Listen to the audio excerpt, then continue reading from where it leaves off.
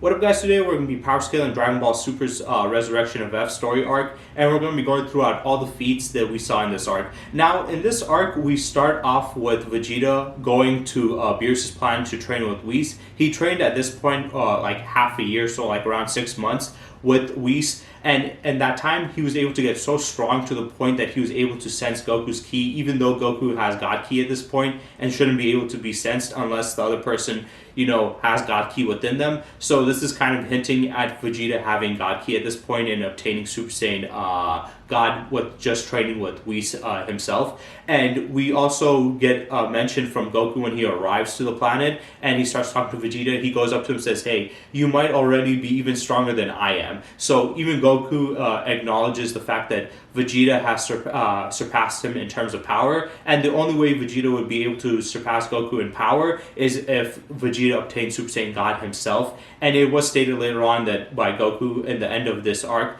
that he was able to do it by just training and through his own sheer power himself without having the need of other people, you know, basically holding hands and doing the ritual. So Vegeta at this point has obtained Super Saiyan God, and in doing so that means his base is equivalent to Super Saiyan God just like Goku, but he's even stronger than Goku. They don't say it by how much stronger, but we do have an acknowledgement from Goku that he is stronger. So probably a bit. So training with Whis has not only allowed him to obtain Super Saiyan God, thus making him his base equivalent to Super Saiyan God, but also enough to the point where he's gotten even a little bit stronger than Goku, and Goku has acknowledged it. So yeah.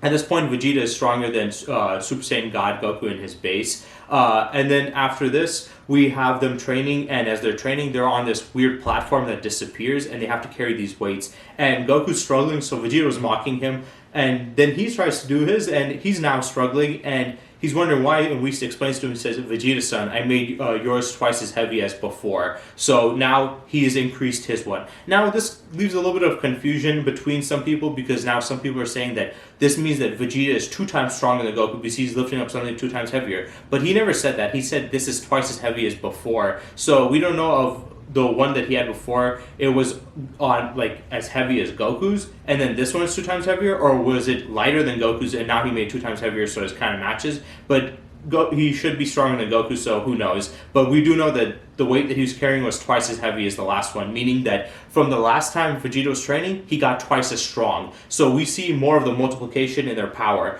because we don't know how much stronger Vegeta got compared to Goku, and Goku probably got stronger since that arc too, because 6 months had passed.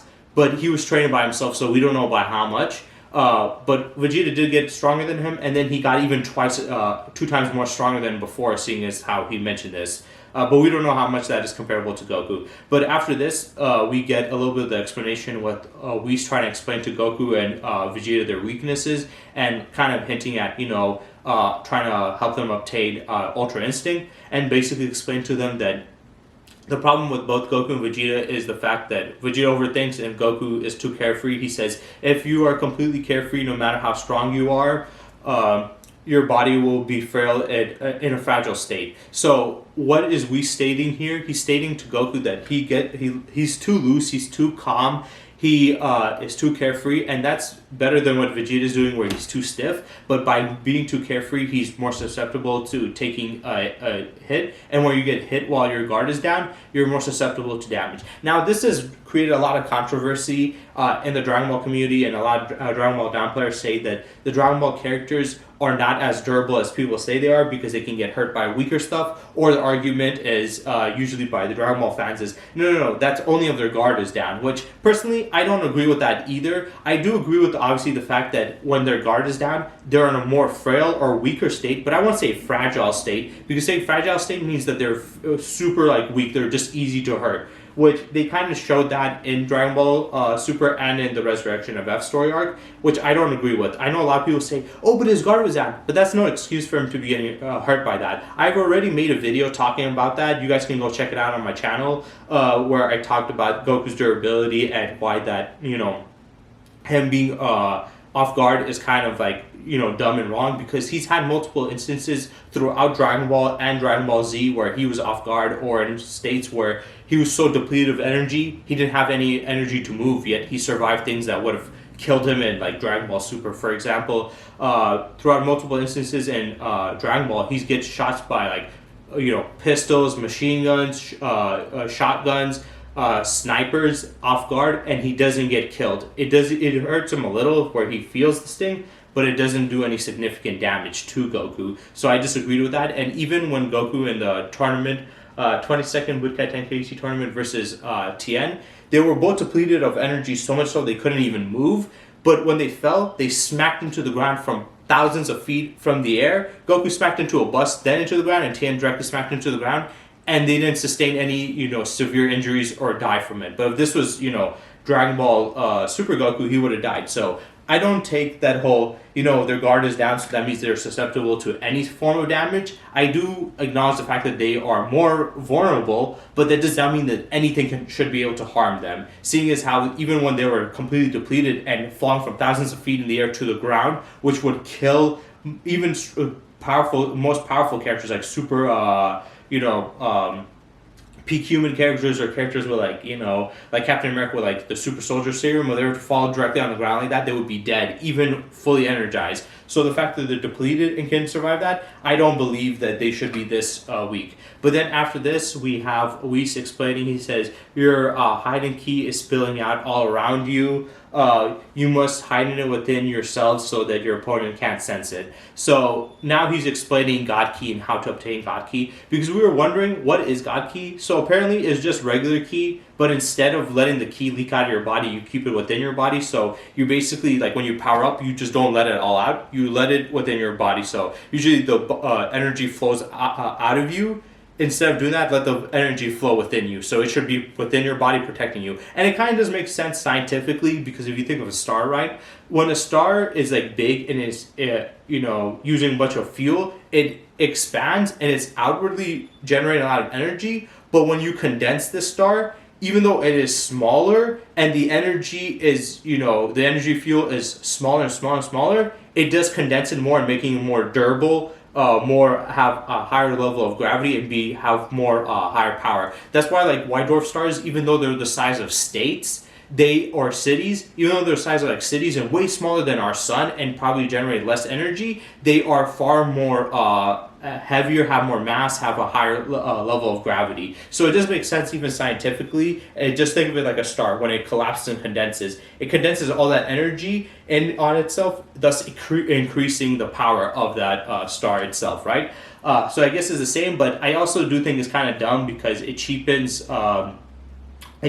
the, what's they called, God Ki, because now it's no longer some higher dimensional level of power. All it is just regular Ki that's increased. And I use this analogy in my last video, or like explanation in my last video with the rewatch of Dragon Ball, this arc. I explained in that one that what God Ki is compared to regular Ki. The reason why we have Frieza, who has regular Ki but surpassed Goku even though he has God Ki, is due to the fact that it's basically just a multiplier. So think of it this way. You have a power level of 100, and then you are able to condense that power within your body instead of let it leak out. By doing so, it turns into God Ki, and by turning into God Ki, it multiplies it by 10. So now the power that you have went from 100 to 1,000 because it multiplied by 10 times by condensing within you. Now that's a lot, but if he's against somebody who has regular Ki but has the power level of 2,000, that he's going to surpass him, that guy's going to surpass him, even though he's not using God Ki. The only thing God Ki did was give him a significant boost with his Ki. So whereas the other guy just has to gain more Ki and train harder just to obtain a high level of power, this guy could, with a small level of power, just needs to condense it within his body to convert it to God Ki, thus multiplying it to make it up higher. But if the other person just already has a higher power like Frieza, then he will surpass him. So that's how it works. But after this, we have the Z fighters showing up to the battlefield to fight against Frieza and his henchmen. And as they arrive, all of them are meeting together, and then Piccolo asks Gohan, hey, could you beat them? Do you have enough power? And he says, I can turn into Super Saiyan, though, I think. So what happened? Apparently within half a year from Battle of Gods to Resurrection of F, somehow Gohan went from having his mystic form to now losing his mystic form, losing Super Saiyan 2, and barely being able to go Super Saiyan 1. So Gohan got a major decrease in power. Most likely he lost more than half of his power, because the last time we saw this in the Buu Saga, where 7 years had passed, he lost only half of his power, or around a little more than half of his power, but he was still able to go Super Saiyan 2. Now he lost both of those transformations, even though Mystic form is easier to use because it consumes less energy than going Super Saiyan. It's somehow he lost that form and that ability, so that would mean that his power would have to go less than half of it, because if he lost more than half of his power and he still was able to go Super Saiyan 2 last time, and then this time he barely can go Super Saiyan 1, or doesn't even know if he can go Super Saiyan 1, then then Gohan's power should be far less than half, gone down by half. And then he goes on to say, I can probably beat the soldier's butt. So he doesn't even think that he can beat Frieza at this point. First form Frieza has surpassed all of them, and he has got a significant decrease in power. So it could either be Frieza has gotten so powerful that even his first form he's above all of them, or Gohan is just so goddamn weak that he only thinks he can possibly beat the soldiers. And then he goes on to say he's powered up so much he might as well be a different person. So he acknowledges that he's gone to a different dimensional level of power, which makes sense because if he's matching up against Goku and the rest of them, he would have to be, they got him way stronger, especially with the God Key and their base being equivalent to Super Saiyan God at this point, or above that because they have gotten stronger. And this was only his first form, so he's saying that he's that much higher. But they go on as now the Goku and Vegeta find out what's happening. They're saying, we're still nowhere near enough to beat you, talking about Beerus. Because Beerus was basically like, oh, you guys are training? Why don't you fight me? And he's like, no, you're still way too powerful for us. So Goku, at this point, acknowledged that Beerus is way above them, even with the God Key in their base. Just showcasing how powerful Beerus was. Beerus saying that he was using 100% of his power against Super Saiyan Goku at the Battle of Gods arc, where he was equivalent to Super Saiyan God, makes no sense because now you have the multipliers on top, which will give them an exponential boost.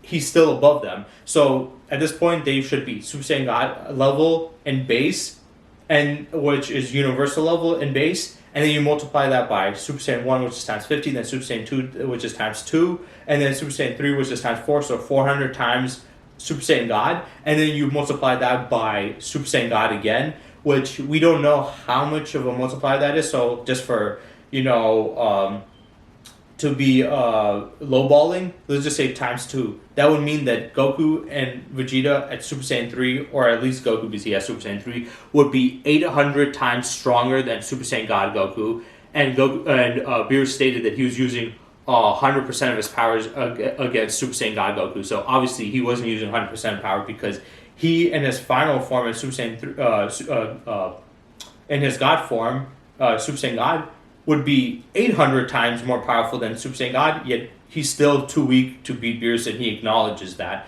So it wouldn't make sense. Obviously, Beerus was lying. But after this, we have Tagoma, who has also got a significant power boost, even though it was stated prior to this that he was only on the level of Dodoria and Zarbon, which they're not really that powerful. Vegeta surpassed them all the way back in the Frieza saga when he got the power boost. At least Zarbon, when he second transformed, when he came back from the first beating he got from him. But they go on to say, I'm sure he's hiding power comparable to what I have at my best. Now, this has led to a lot of people being confused, especially Seth the programmer. I remember he made a video on this when this first came out. He stated that Gohan at this point, even though he significantly got a decrease in power and to the point where he's lost his Mystic form, Super Saiyan 2 form, and barely can go Super Saiyan 1, apparently he stated that this means by that statement that he's comparable to him at his best. That means he's comparing him to when he's in his Mystic form, or prior to the decrease. So that means he's really powerful. But Gohan was able to beat him in Super Saiyan. So what Seth the programmer is saying is that even though somehow Gohan is way weaker than he was before, he's actually surpassed the person he was before. Because before, like I said, it's really confusing. You guys are going to be like, what the fuck do you mean? What Seth the programmer and some people are arguing is when he's comparing him, he's not. He's comparing him to his best, which would be Mystic, because that was obviously his best. So he would Togoma would be Mystic form Goku, a Gohan level, right? He'd be as strong as a Mystic Gohan.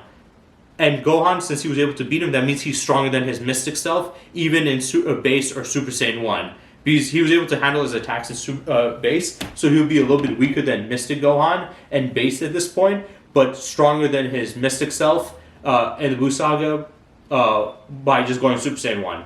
The reason why I'm saying this is because a lot of people use this for an argument. I disagree with this. I don't think Gohan was actually comparing him to his Mystic form or him at his best.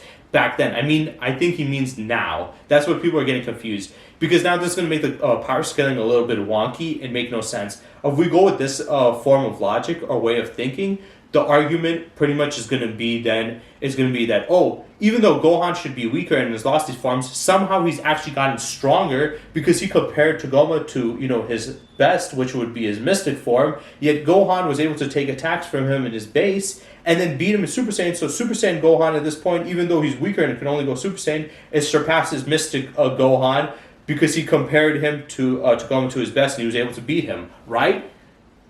Or, more likely, he's comparing him to his best right now. He's gotten significantly weaker, and he's comparing him to now. Why would he compare him to himself when he was at his most ridiculously best when he's not at that level anymore? It's pointless. He would have just said it outwardly that he's as strong as I was when I was in my mystic form, instead of just saying comparable to me at my best. Because he never stated one at his best. He just said at my best. Usually people take that as his best of all time. But I'm thinking that he's more likely saying currently his best because it makes no sense for him to get weaker and lose these forms and then acknowledging he got so much weaker but then also acting like he got stronger. That makes no sense. So this is the thing about power scale, as I said. They need to read and take things with more context because they just make stupid statements. That makes no sense. And what world would that make sense that he got weaker but he also got stronger? It's just dumb. So it makes more sense that he's comparing him at his best currently, which he's gotten weaker, than at his best when he was not decreasing power, because then it doesn't make sense. But we do see Togoma's more power as he jumps in to attack them, and as he does, he takes down Piccolo, Master Roshi, Krillin, and Gohan, though Gohan was in base. He takes them all down. And Piccolo at this point is argued to be, perfect cell level. So he was able to take down a perfect cell level character with one punch, and he's really badly roughed up because before this, Piccolo was just fighting against a bunch of weak ass, henchmen. So he clearly didn't take any damage. The only damage he would have taken would have been from Togoma. So he was able to take down all these characters. He was able to take down a character who's on perfect cells level, Gohan and his base, and Krillin and Master Roshi were kind of chumps, but still, he was able to take them all out at once with his power. So that means his power increased so much that he went from Dodoria or Zarbon's level of power to past perfect cells level of power in 4 months, which I call BS on that. I just think that that's just bad writing, but that doesn't matter in this power scaling thing because we're just showcasing how powerful these characters are. But that's how powerful he got, and significant a power jump. So Frieza and him have had the most ridiculous jumps in power in the entire series at this point. But then after this, as he takes down Piccolo, Piccolo says that kind of speed and power in a body as hard as steel. The reason why I mentioned the hard as steel part is because before this, Togoma stated his body is now stronger than steel, and he acknowledged it again, which being harder than steel is not that impressive, if I'm being honest. I know it's just, a metaphor, but the fact that Piccolo also mentioned it, it kind of seems less like a metaphor and then being literal, so I don't really like that argument, that statement. I think it makes them sound weak to say that their body's stronger than steel. It's like, obviously, they can survive planet-destroying attacks. That doesn't make any sense. But after this, we have Goku and Vegeta training, and as they're training, they're in another dimension that we put them in. This dimension is full of God Ki, so to be able to move around, you have to use God Ki, which Vegeta acknowledges, saying, if I control my Ki so that it doesn't leak out after having raised it, I can move. So he himself stated that if he can condense it within, or keep within his body without leaking out, then he can move, which he would be using God Ki. So that does prove that that's how God Ki works in Dragon Ball. And then Vegeta goes on to say, this is what they call God Ki, the pressure is immense.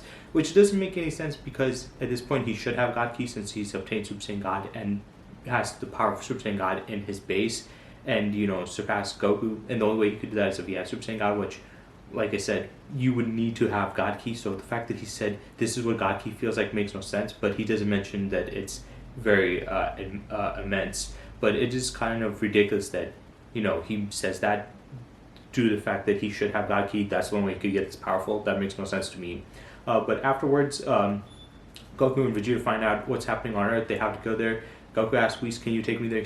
He says it'll take about 35 minutes to get to Earth, meaning that the time place for him to go from Earth, from his Beerus planet to Earth is 35 minutes, which is ridiculous because it took him 26 minutes and 44 seconds to go from here to King Kai's planet, which is another dimension. because Beerus planet is within the universe itself, so it's like you're going from one planet to another planet in the universe. It takes 35 minutes, but then to go to another dimension, it takes this 35 minutes. Only 26. It takes 26 minutes, but it takes 35 minutes within the universe. That doesn't make any sense. And it took 3 minutes from King Kai's planet to Earth, so somehow Earth is close to King Kai's planet, even though it's in another dimension. I don't get it. But after this, Goku, they suggest, why don't you just use instant transmission? He's like, okay, Earth's too far. He says Earth's too far away. I can't lock onto anyone's key, which doesn't make any sense because even if they're trying to say Beerus' planet is astronomically far away, he could still sense people's energy all the way out into other dimensions. Like when he went to Supreme Kai's world or King Kai's planet. King Kai does not have much ki compared to Gohan and the rest of them on Earth, and that should be a further dimension than there. So it doesn't really make any sense that he said that. I think that's just weird power scaling. But after this, they arrive. Goku fights against Frieza. Frieza fights him in his final form, and Goku fights him in base. And as they're both fighting each other, Jocko is even able to actually see them, and Bulma says, "You can see them." So it's weird because the rest of the characters couldn't see them fight because they were so fast and powerful. It makes sense. But Jocko could be, even though Jocko's a lot weaker, he has special eyes compared to the rest of the characters. He can see no matter how fast. So there's something unique with him. But then after this, the fight progresses because base Goku and Final Form Frieza were kind of equivalent in terms of power. There was no real showcasing who was in more advantage. I think Goku would have been a bit stronger, but we don't know by how much because it kind of seemed like a stalemate when they were both fighting. But as this happens, Goku goes Super Saiyan Blue, Frieza goes Golden Frieza, and then they fight. And as Goku goes Super Saiyan Blue, he explains to him saying, "This is a Saiyan with the power of a Super Saiyan God as a Super Saiyan." So basically, what he's just saying is that Super Saiyan Blue is just him mixing his God Ki with Super Saiyan. So he goes Super Saiyan and then he goes to God Ki. Whereas before, he can go from base to multiplying with Super Saiyan, and then if he mixes with God Ki with it, it's basically mixing Super Saiyan God with Super Saiyan. That's what he's doing.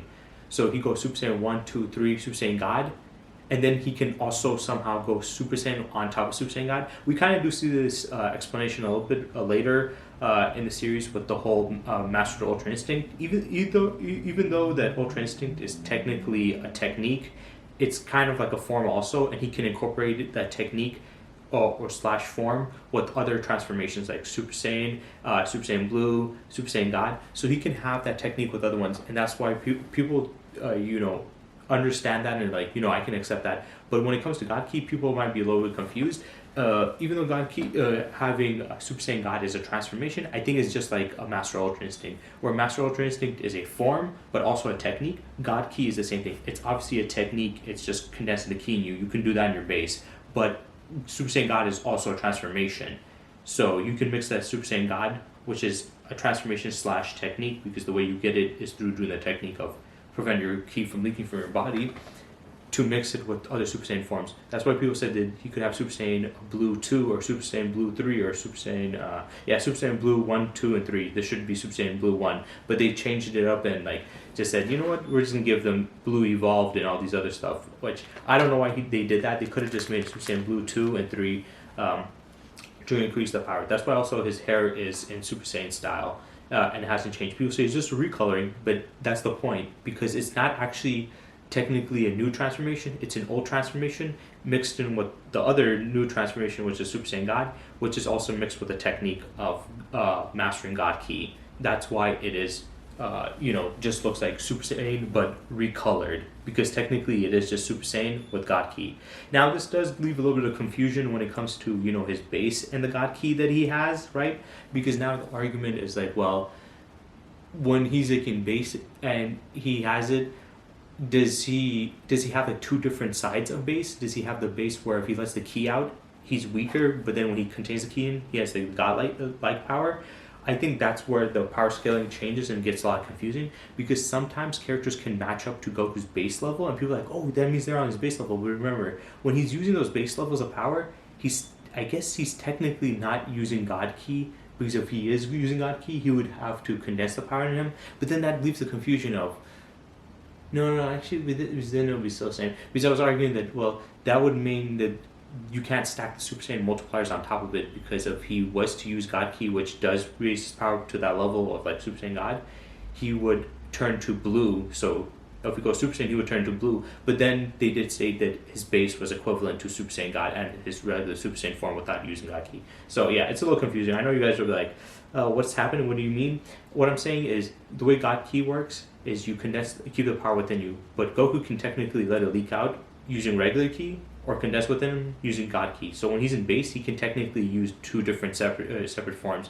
If he lets it leak out, he's using regular Ki, which he can fluctuate it, and he will be a lot weaker, but he can like fluctuate to whatever. Whereas God Ki, when he condenses it within inside himself, he will be stronger. So technically, depending on who they're fighting in the series, if let's say somebody's beating them in his base, or able to handle base Goku, that does not mean that they're handling base Goku with Ki.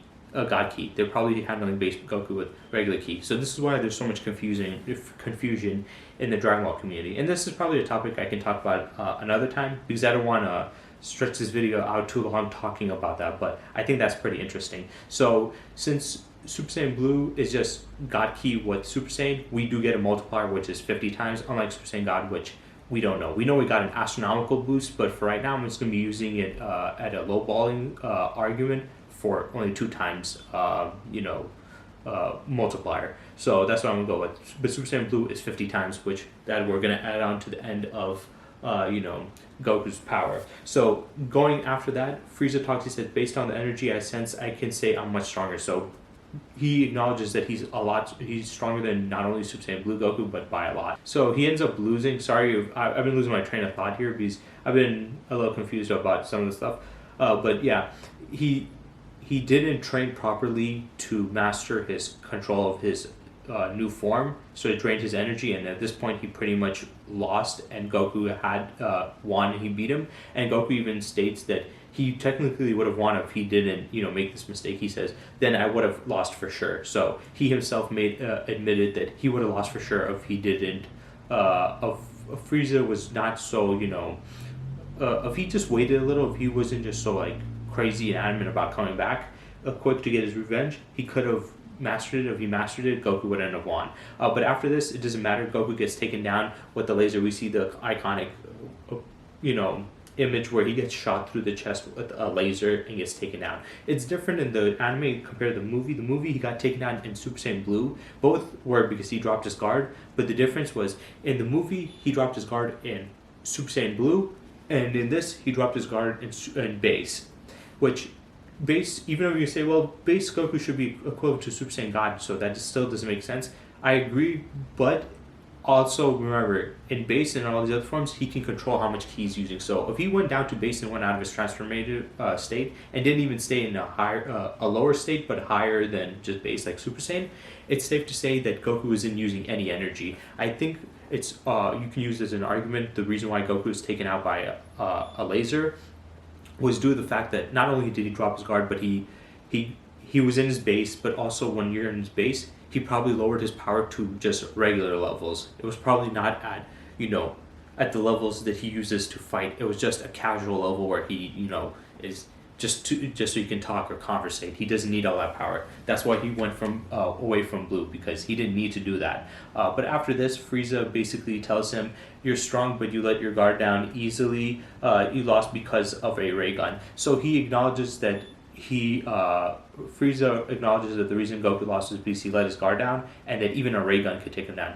And the reason why I'm focusing on this is because a lot of people talked about the fact that, they tried to make some excuse for why the laser was able to hurt Goku, saying, oh, no, it's because Frieza put his own energy in it, it's this own special thing, this and that and that. They're making all this other stuff, but in reality, it wasn't. Even Frieza states it's just he lost because of a ray gun. He's saying there's nothing special about it. It's just a regular, I don't know why he calls it a ray gun, because technically that wouldn't be a ray gun, that's a laser, but whatever. So it was just a basic laser. It was not even anything special. So if anybody tries to make that argument that it was something beyond or something special, just stop. It was a regular laser. There's nothing else about it. But after this, Vegeta jumps in to fight Frieza. He's like, I'm going to take him. And Goku even mentions, unlike me, who achieved the power without the help of other Saiyans, he achieved it with his own power. So he's mentioning that Vegeta obtained God Ki and Super Saiyan God because of it. Because God Ki is the technique, and by obtaining God Ki, you can obtain Super Saiyan God, which is the transformation from that technique. Just like Ultra Instinct, when you obtain Ultra Instinct, you change, but then when you master it, you transform fully. So that's how that works. But as this happens, Vegeta does beat Frieza, and then another controversial scene happens where Frieza loses, he depowers back to base, and he's tired of it, so he's like, Vegeta's about to blast him, so he's like, screwed. He puts his hand down on the planet and blows it up, killing Vegeta. A lot of people say that these guys are, you're saying that they're strong enough to destroy the universe and take universal destroying punches and all this stuff, but then you have somebody like Vegeta and Super Saiyan Blue, which is a stronger state, even stronger than Super Saiyan God, and he's supposed to be multiple times stronger than universe level, but he died to a planet. He got destroyed by a planet, but it wasn't simply because of the planet itself, because Beerus and Whis mentioned themselves that Frieza survived the explosion, and they stated he can survive in the vacuum of space.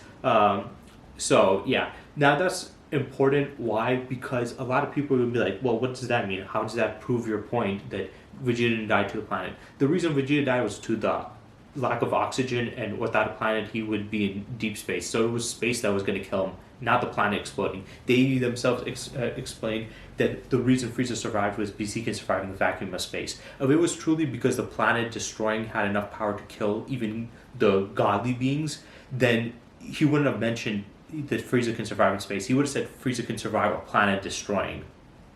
I don't know where people got this argument. People saying, "Oh, Frieza is a different race, and in his race, they can survive." Like, it was Death Battle who said it. They said Frieza is a different race, and since that he's a different race, that means that he can survive planet destroying. I'm like, that's not a gene specific thing. Because like they were saying, Namekians have the ability to regenerate, which is specifically for certain characters like Namekians. Yeah, that's true, but Frieza surviving the planet destroying was not because of his genes. Him surviving in space was, but the planet destroying had nothing to do with that. So Goku and Vegeta, these characters can survive planet destroying attacks. They just cannot survive without an atmosphere. So if the planet gets destroyed, they're going to be in deep space, and that's what will kill them. The planet exploding doesn't kill them, space does. That's why they mentioned specifically that Frieza survived because of the vacuum. He can survive in space. If it was the planet, they would have just said the planet, but they mentioned specifically he can survive in vacuum of space. And this was explained all the way back in the Frieza saga also. And it's just ridiculous. It's just a dumb statement or argument to make. So no, Vegeta did not die to the planet. He died to without having a planet and being lack of oxygen in the vacuum of space, which Frieza can survive because he can survive the vacuum of space, not a planet destroying. So no, this does not mean Vegeta is below planet level. It just means that if you have a place, even if you just like, let's say, suck out the oxygen, you don't have to destroy the planet. You can put him in an oxygen deprived area. He could die from that, or drowning him. He can die. That has nothing to do with the planet itself. It's the lack of being able to breathe. And the only specific thing that Frieza has in his genes or his race is the fact that he can survive without oxygen, which a lot of fictional characters cannot survive without oxygen. It has nothing to do with the planet level stuff. So that was incorrect. But after this, Goku starts talking to Whis about, he mentioned something early on about rewinding time. He says, yeah, I can rewind time. And he goes on to explain why he did it. He said, a while back, a long time ago, there was a point where Beerus was like losing it, and he even states that Beerus-sama once destroyed the sun, so I rewinded time a bit and gave him a smack on the head to stop him. So not only did we get explained that Whis has the ability to rewind time, which I'm going to go into in depth on to what extent can he do this time rewinding ability, what is he capable of, but he can rewind time, and he did this once because Beerus himself basically destroyed the sun there. So he was like, I had to bring back the sun because it's gonna be dark. So he rewinded time. So it showcased that Beerus casually can destroy a sun. Obviously he'd be above that. If anybody tries to argue that he can't, he at the very least can destroy a sun, which is star level. And Whis can rewind time. And obviously took him out. Now we get explanation a little bit more about what his time manipulation ability is capable of. He says, yes, but 3 minutes is the limit, and he said, I won't be able to rewind time again for some time. So yeah, when it comes to his time rewinding, it is an OP ability, but he can only do it for 3 minutes at most, and then he has a cooldown period afterwards. He told Goku that you need to make this shot count. If you're going to attack Frieza, you have to kill him. If you do not kill Frieza this time, guess what? I cannot rewind back time. And because is going to take past 3 minutes. And once that past 3 minutes happens, if he just rewind it back, by the time he rewinds it, everybody's still going to be dead. So he can't rewind more than 3 minutes, which isn't an OP ability, but that's a very heavy limitation, because usually other characters that have ability to rewind time don't have that much of limits on it. So the power scaling here, there wasn't really anything that impressive as the Battle of Gods arc. The Battle of Gods arc upscaled them to a high level. We saw, Beerus bodying a lot of these characters, and then Goku being able to compete with even though Beerus was still suppressed in that arc, he was far less suppressed when he took down Super Saiyan 3 Goku, Mystic Gohan, Majin Buu, and the rest of the Z fighters. He was, holding back a lot, and he was still holding back when Super Saiyan God Goku was fighting him, and in, Super Saiyan Goku, but he was using way more power than he was when he was against them and did all that. So they upscaled it, especially with the universe busting feat, which is one of the most impressive feats in Dragon Ball. And it's one of those feats that we go based off of because they get stronger as the story progresses, and they have multipliers and transformations. So we can multiply their power, up and above by using that argument and that logic. And now but this arc, though, they didn't have anything really impressive feat-wise. I think they had a little bit more anti-feats than actual feats, because there's nothing I can really point out that was really great, but we do see progression in terms of power, so we can do calculations once again to see how much stronger that these characters have gotten. So now, the last time we talked, I said there's the Dragon Ball universe is sorry for that, it's 6 universes at the very least, right? It's around like 6 universes. And if people want to argue that it took him like 3 punches to destroy it, it would be at least 2 universes. So we'll go based off of that again, but we'll upscale it since Vegeta got stronger and at least 2 times stronger than Goku and stuff. So we'll upscale their power up, since in the ending, Goku and Vegeta basically were on match. Let's just go conservative estimates again, just so we can, because if you lowball it and we see how powerful they are, then it just proves that even when we properly do it, they'll be even more crazier. So let's say the first one where I said like 2 times, which was the lower ball. So lower ball, let's say base Goku and Vegeta, they before were supposed to be able to destroy 2 universes with 1 punch, because if you divide 6 by 3 punches, then you get 2, right? But since they got 2 times stronger, that would be 4. So that would mean that at this point in time, both Goku and Vegeta at a low ball could destroy 4 universes with a single punch. And this is not like multiple punches or an energy attack, but the single punch. Both Goku and Vegeta, since they would have got like 2 times stronger, would have doubled it. So the low ball before was 2 times each punch, which would have been 3 punches, which would be 6 dividing that, So 2 universes with 1 punch, but since they got 2 times stronger, that would be 4 universes now with 1 punch. So base Goku and Vegeta at a low ball could destroy 4 universes at once with a single punch. Now you multiply that by Super Saiyan 1, which is 50, you get 200 universes. So they can destroy 200 universes with 1 punch and Super Saiyan. Then you multiply that by Super Saiyan 2, which is 400. Then you multiply that by Super Saiyan 3, which is 1,600. So by Super Saiyan 3, at this point, both Goku and Vegeta at a low ball are multiversal, not even low multiversal. They can destroy 1,600 universes, and with Super Saiyan God, which a low ball estimate, which would output at times 2, it'll be around 3,200 universes. So base Super Saiyan God Goku and Vegeta at a low ball could destroy 3,200 universes, and then with Super Saiyan Blue, which is the new multiplier, and we have actual calculations since it's just Super Saiyan with God Ki, it should be times 50. So if you times that by 50, then it'll be 160,000 universes. So both Goku and Vegeta at this point at a low ball, even just a low ball, could destroy 160,000 universes with 1 punch in Super Saiyan Blue.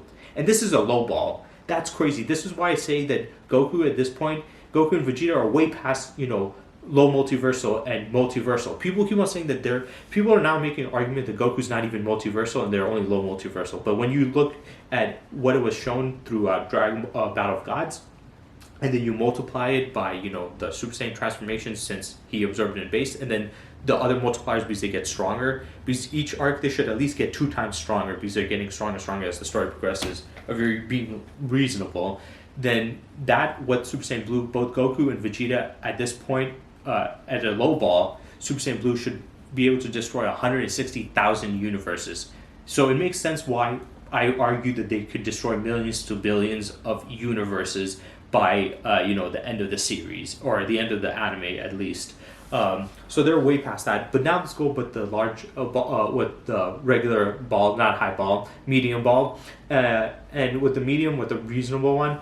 I don't believe that Goku would need 3 punches by the end of Battle Gods in his Super Saiyan God form to destroy the universe. I think he can destroy the entire Dragon Ball macrocosm with 1 punch, which that macrocosm will be around 6 universes. So 6 universes times 2, which would be 12 because they've gotten at least 2 times stronger since Battle of Gods. So base Goku and Vegeta would be able to destroy 12 universes at this point when we're not lowballing them. If we're not lowballing them and being reasonable, we're not even highballing them. We're just being reasonable with how powerful they should logically be.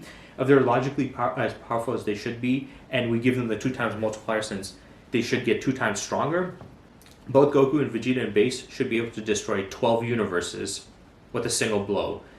And then if we multiply that by Super Saiyan 1, they can destroy 600 universes.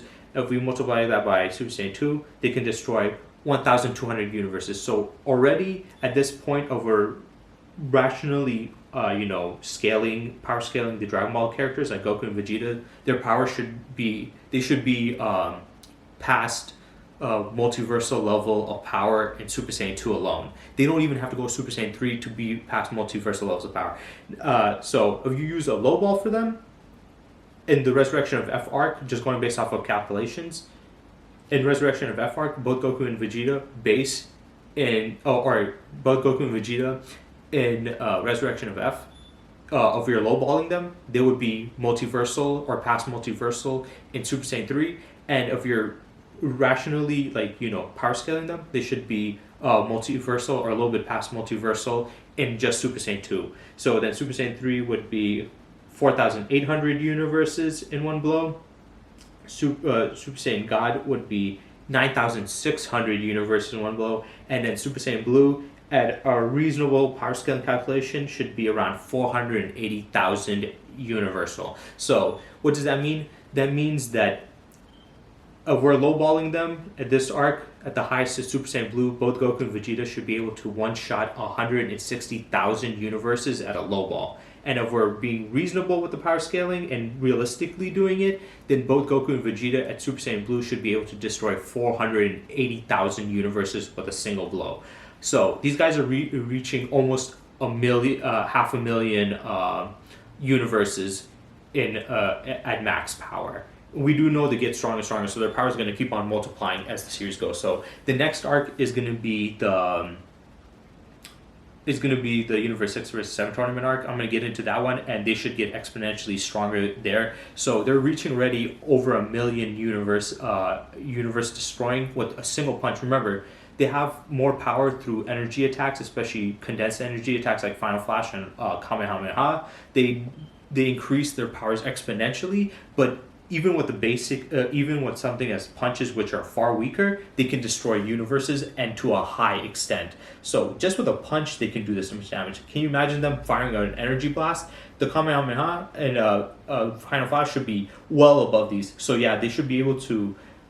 Right now, they should be able to be less than 1 million in the hundreds of thousands of range with just physical attacks, but with energy attacks they should be getting up in the higher of hundreds of thousands to possibly even low millions of or just at million times universal. So their power is insane, and just seeing it throughout the rest, and this is just the second arc, so seeing the last 3 arcs, how much more powerful they're going to get since they get their power multiply multiple times, is going to be crazy. I will also be covering every time that they get stronger. So every time they get stronger, to just low ball, I'm going to say they got 2 times stronger every time, okay? So anytime they acknowledge that these guys have risen in power or have done a ton of training, like they trained a hyperbolic time chamber or trained with each other for a certain amount of time, I'm going to say they get 2 times stronger, even though they should be more than that. but I'm just going to keep on going with that to be, as fair as possible and to lowball as much as possible, so I don't have any arguments or disagreements coming my way. People saying, no, you're wrong.